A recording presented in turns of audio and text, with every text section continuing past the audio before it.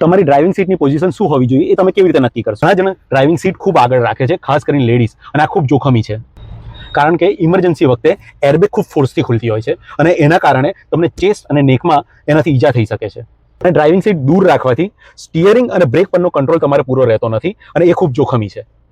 તો આપણા માટે બેસ્ટ ડ્રાઇવિંગ પોઝિશન કેવી રીતે નક્કી કરીશું? સૌપ્રથમ તમારો બેક સપોર્ટ 10 થી 15 ડિગ્રી બેન્ડ રાખો.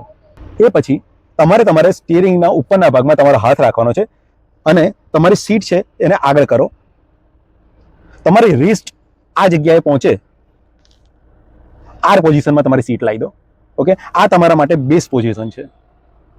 એનાથી તમારે સ્ટીયરિંગ બી તમારા રીચમાં રહેશે અને બ્રેક પેડલ બી તમારા રીચમાં રહેશે.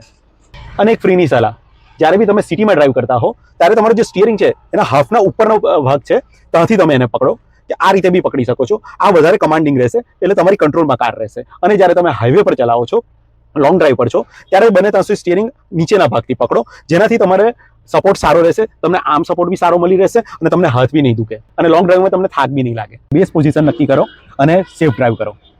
Thank you.